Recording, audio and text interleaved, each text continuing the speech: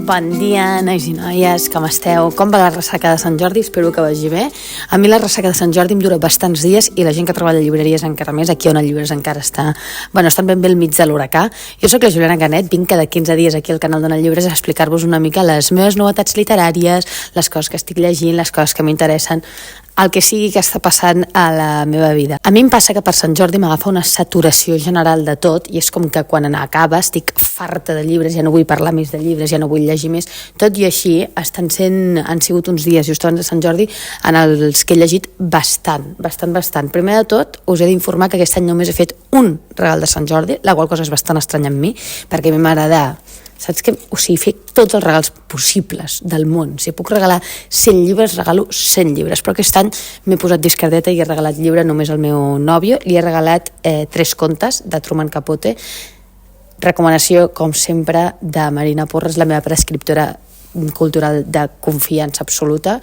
Ja sabeu que jo i el meu nòvio vam tenir una obsessió amb Truman Capote molt forta per Setmana Santa, sobretot a partir de Sang Freda, que és la seva gran novel·la, no? Que ell diu que va ser la primera novel·la de no ficció de la història i que s'ho va inventar ell. Primer ens vam obsessionar amb això, sobretot, i vam escoltar tot de podcast i vam veure la pel·li de Capote i vam fer 1000 merdes. Però després vaig pensar, home, també estaria bé començar-nos a concentrar i a submergir dins d'un univers de Capote diferent, no? I és per això que vaig decidir començar pels contes i vaig regalar-li 3 contes de Capote, es diu així, 3 contes. Són 3 contes que van sobre la infància, sempre amb aquesta nostàlgia rara de Capote, que al mateix temps és com dolenta, vull dir que no és una nostàlgia de quina infància més dolça, sinó que és una nostàlgia amb un regust molt amarg, perquè ell va tenir com una infància molt complicada i per tant sempre que parla de la infància és així, no? També m'he quedat temàtica de Nadal, que jo això no ho veia venir i potser no acaba de ser l'estació per llegir-s'ho, però mira, van així, vaig regalar un llibre que va una mica sobre el Nadal i no passa absolutament res. M'agradaria saber què us regalar a vosaltres o què us van regalar a vosaltres de cara a Sant Jordi. Us llegiré, perquè a partir d'ara sí que ja podeu comentar en els vídeos de YouTube, que abans no podíeu, però ara sí que ja podeu comentar. Després també us recomano que compreu llibres ara, que després de Sant Jordi la gent ja s'oblida que es poden comprar llibres i es poden seguir comprant llibres, i per això jo vinc a recomanar-vos uns quants. Un altre llibre que jo m'he estat llegint és Un lloc d'Annie Ernaux.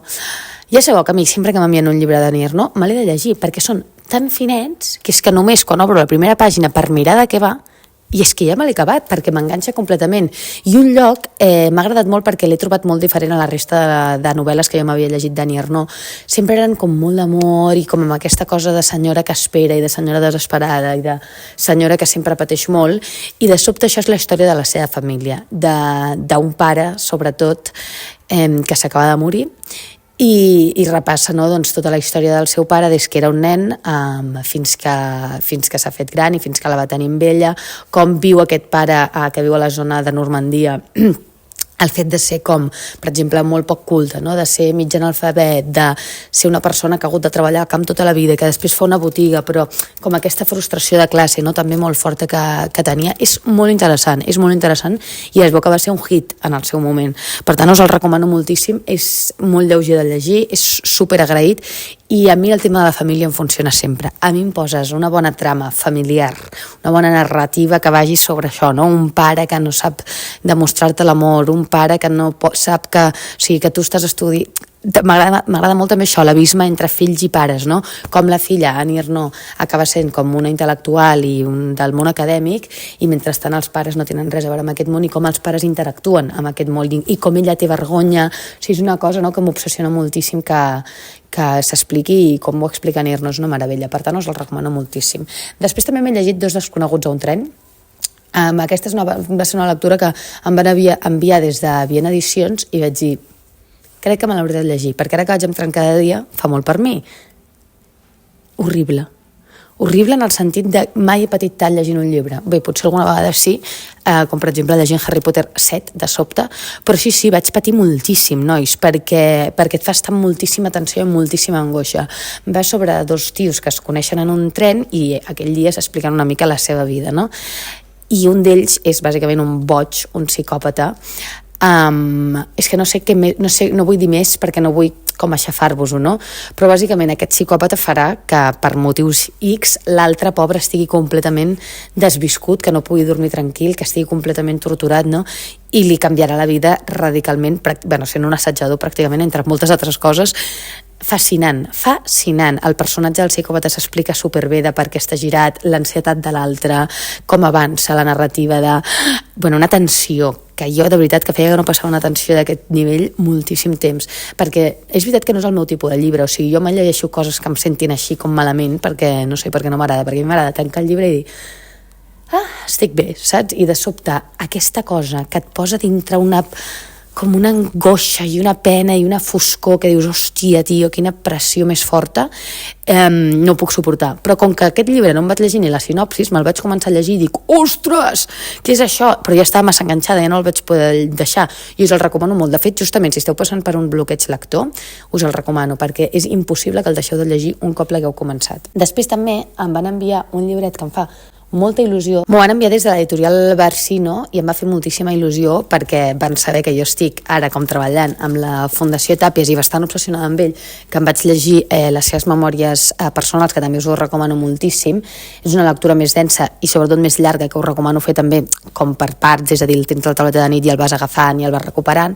I ara m'han enviat aquest llibret tan petit que és d'Antoni Llena, molt finet, que parla una mica de l'Antoni Tàpies, no? Una figura interessantíssima que no em canso de llegir sobre ell, de veritat, perquè sempre descobreixes coses noves. Jo crec que veient l'obra d'Antoni Tàpies ja pots endevinar una mica, no?, que al darrere d'haver-hi un boig com a cosa bona, no?, una persona completament fascinant.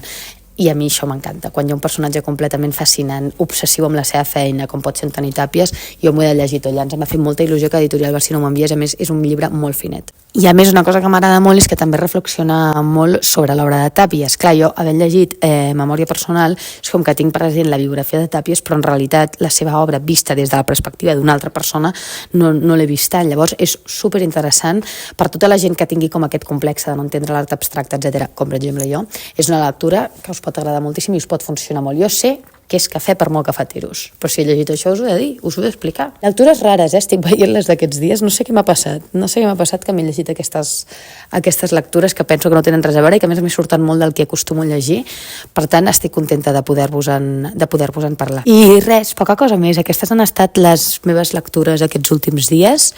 No he llegit gaire més perquè tampoc he tingut temps i escolta, sempre tot no es pot, a la vida, que també ho volem tot. Ara, per mi, és com si hagués llegit també els contes de Faulkner, perquè em vaig escoltar l'episodi de recomanacions fonamentals que van fer l'Enric Vila i la Marina Porres sobre el tema, i últimament és veritat que estic escoltant molt de podcast, perquè vaig molt al gimnàs, i al gimnàs què pots fer? Doncs l'únic que pots fer és escoltar podcast. Llavors per mi també hi ha una part que llegeixo escoltant podcast. De fet, ja sabeu que estic molt dins dels audiollibres últimament i em fa molta il·lusió perquè justament ara l'Abraham Orriols, el meu amic, ha publicat Una vida a les muntanyes a Audible en podcast.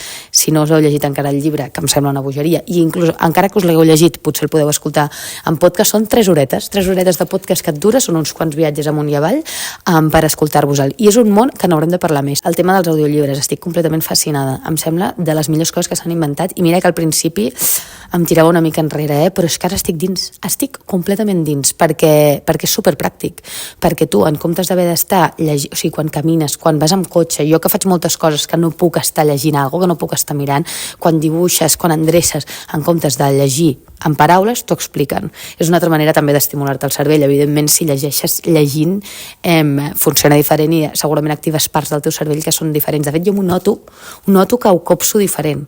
O sigui que, clar, que el procés de retenir la informació és diferent. Però sí, em fa molta il·lusió, lo dels audiollibres. Ja en parlarem d'aquí uns dies. De moment no ens veiem fins d'aquí 15 dies, aquí al canal d'Ona Llibres, com sempre, per parlar de les meves novetats literàries i de les meves últimes obsessions. Abraçada molt forta i ens veiem, si Déu vol, d'aquí 15 dies.